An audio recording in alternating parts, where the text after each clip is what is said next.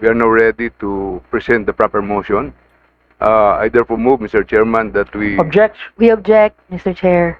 Unang-una na sa budget mismo ng Presidente, yung confidential and intelligence funds. 4.5 billion pesos po ang nasa budget ng confidential and intelligence funds ng Presidente. Binulat-lat po, alam natin lahat, ang confidential funds ng Vice President at nakita natin doon, Mary Grace Piatos, no, mga peking resibo. No, kailangan pong makita rin at marinig ng taong bayan kung baka meron ding Mary Grace Piatos ang confidential and intelligence funds ng Office of the President. Maganda po sana yon kung meron po tayong patas na aplikasyon ng tradisyon na ito. But let me just refresh the memory of our colleagues here. For 2 consecutive years, we have broken that tradition of parliamentary courtesy nung atin pong we have tremendously scrutinized the OBP budget. Ngayon, sabi po nga po ng ating colleague na si Congressman Tino ng DBCC budget hearing, what is sauce for the gander should be sauce for the goose. There should be fair application of the rules. Kung atin pong bibigyan ng parliamentary courtesy ang ating Pangulo, dapat ganun din ang ating Vice Presidente. Otherwise, we do not accord both offices. Dapat po ganun lang. Hindi po dapat selective ang ating aplikasyon. I move that we terminate consideration of... Mr. Chair, we object because for the reason that we have... Subject to Please the let the clarification... minority leader finish his motion. Subject to the clarification and questioning of 3 members of the House after the motion is approved. In other words, they still have time because 3 of them manifested that they will be asking questions to the office of the President. So subject to those 3 members of the minority, Congresswoman Rene, Congressman Tino, and the clarificatory question also from the Honorable Laila de Lima, I move that we terminate the consideration of the budget of the office of the President. I second the motion. There is a motion and duly seconded. Objection. There is an objection. Mr. Chair, may I be allowed to explain my objection? Please proceed. Maraming salamat, Mr. Chair. Mr. Chair, now of all times is not the time for parliamentary courtesy, but for full transparency in the budget process, especially for the budget of the Office of the President. No? Sinimulan po ng Presidente sa kanyang SONA ang, sabi niya, paglaban sa corruption at pagreforma sa proseso ng pagbabudget. Nagbanta pa nga siya na handa daw siyang magkaroon ng reenacted budget, no, kung hindi babaguhin ang proseso ng pagbabudget. So bakit ngayon ay pinipigilan natin ang pagbulatlat sa buong budget ng Office of the President, no? Napakarami pong mga tanong na kailangang sagutin ng Office of the President mismo. Dapat ng Presidente mismo. Kaya lang, the closest we can get here is the Executive Secretary. Kaya hindi po, kahit sabihin po, sa plenaryo nyo na lang tanungin, dito lang po tayo magkakaroon ng pagkakataon at maririnig ng publiko ang direktang pagsagot ng Office of the President mismo through the Executive Secretary, no?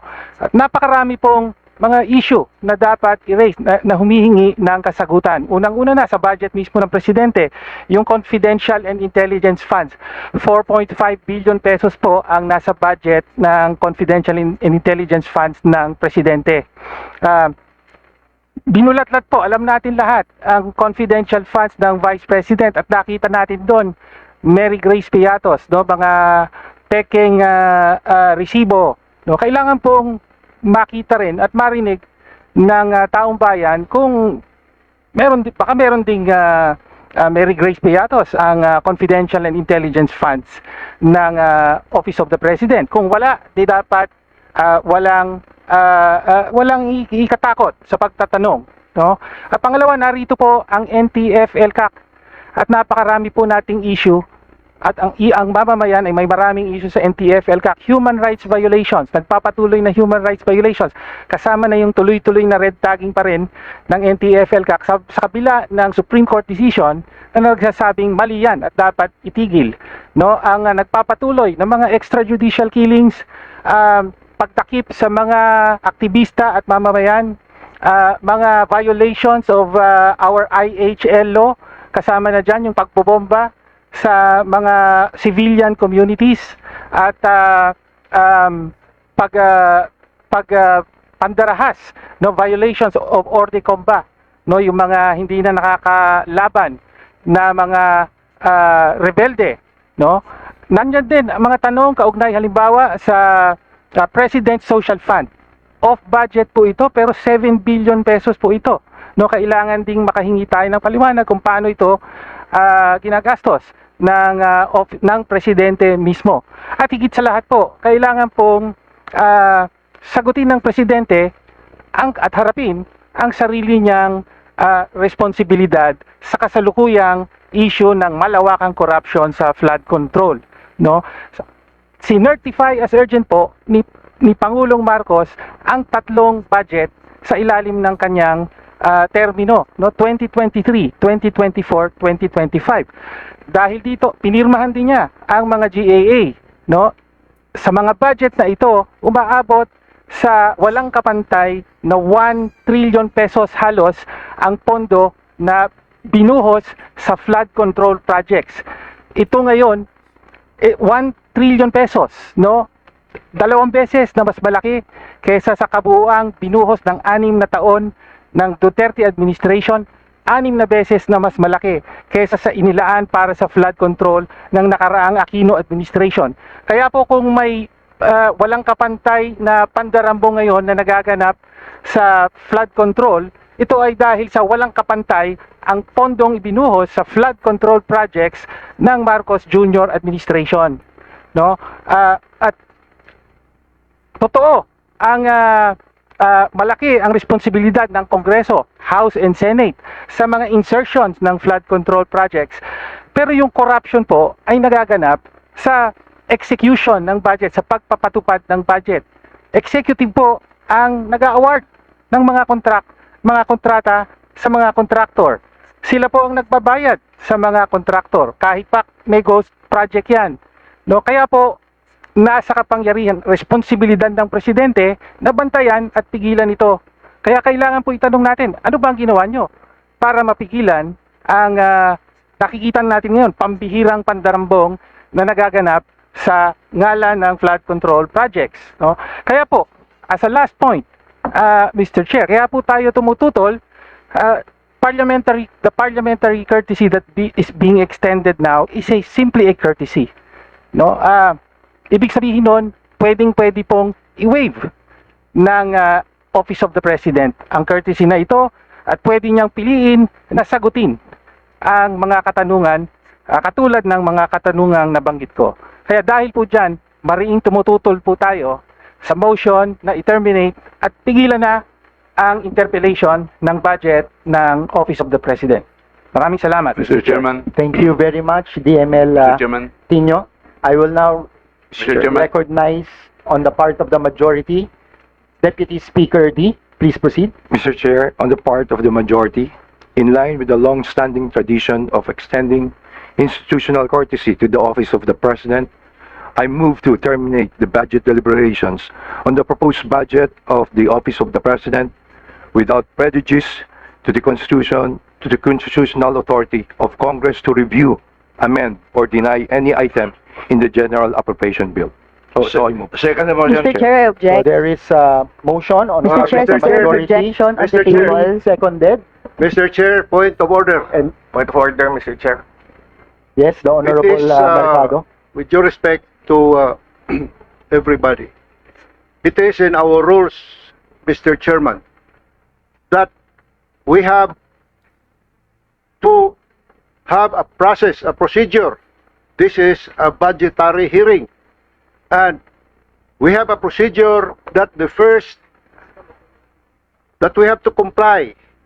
The first to ask or interpolate is the minority. the second is the independent, and the last will be the majority. I therefore claim that rule on procedure that we have for purposes of orderly discussion, we have to be mindful of our rules and implement this rule, Mr. Chairman. Mr. Chairman, The Mr. Chairman, manifestation point of order. of the Honorable Mercado is well Yes. taken, but we have a pending motion. Yes. Move for the previous question, Mr. Chairman. Let's resolve it. The point Mr. of Chair. order is not taken because we have a pending motion, and this is part of our rules.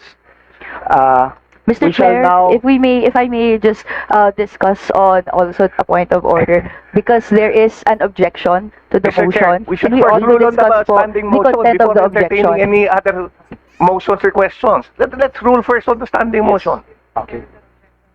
So there is a motion on part of the minority and the majority duly seconded, and there is an objection. We will now vote on the motion. Point of order, Mr. So, Chairman. Secretariat, please count the What will votes happen by to our members. our Voting is ongoing, Honorable Mercado. Madam Chair, just a manifestation We will proceed. before the voting proceeds. Mag-proceed muna tayo sa voting, then we will hear your Okay. manifestation. Voting will proceed.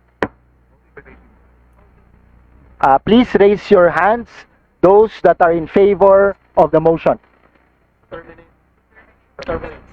Motion to terminate the budget hearing of the Office of the President. Please raise your hands. In favor.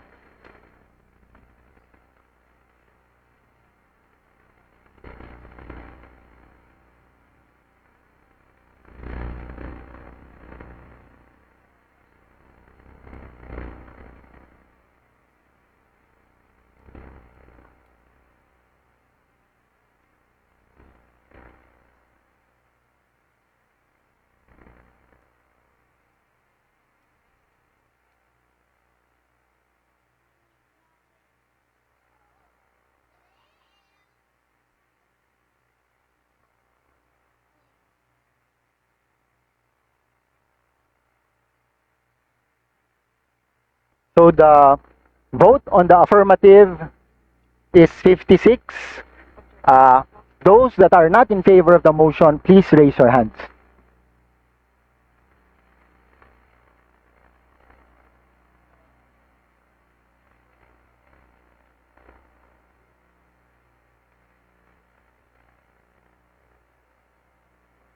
Okay, so 56 in the affirmative, 5 in the negative, the motion is carried. Just a manifestation, Mr. Chair, Madam Chair. If I may be accorded to make a manifestation. The committee hereby terminates the budget hearing on the proposed budget of the Office of the President Madam in Chair. observance of the institutional courtesy and without prejudice to the constitutional authority of Congress over the General Appropriations Bill. Madam Chair, Mr. Chair, Yes. Madam Chair. my We motion now was recognize the... to allow 3 members of the minority to Yes. make their clarificatory Yes, question. we will go to that, Minority Leader. Thank you very much, We Mr. first Chair. recognize the Honorable Marcoleta. Thank you, Mr. Chair. Gusto ko rin po sanang pagbigyan ang mungkahi ng ating na nanaig naman yung pong ating pag-extend ng parliamentary courtesy sa ating Pangulo. Maganda po sana yon kung meron po tayong patas na aplikasyon ng tradisyon na ito. But let me just refresh the memory of our colleagues here. For 2 consecutive years, we have broken that tradition of parliamentary courtesy nung atin pong we have tremendously scrutinized the OBP budget. Ngayon, sabi po nga po ng ating colleague na si Congressman Tino ng DBCC budget hearing, what is sauce for the gander should be sauce for the goose.